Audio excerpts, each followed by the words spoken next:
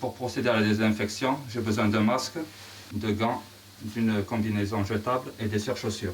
S'équiper de tenues jetables pour éviter de se contaminer et de transmettre le virus aux autres est la procédure réglementaire pour cet agent salarié d'une société de nettoyage en première ligne depuis le début de la pandémie. Mais cette activité essentielle, très consommatrice d'équipements de protection, arrive à bout de souffle. Sa dirigeante peine à trouver des consommables en quantité.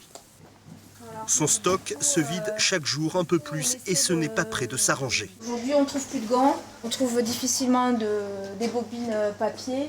Oui, tout ce qui est Watt, c'est compliqué. La Watt, c'est pénurie. En fait, on se rend compte que nous sommes confrontés à une pénurie et que cette pénurie va durer dans le temps et ça va s'amplifier avec la réouverture des entreprises.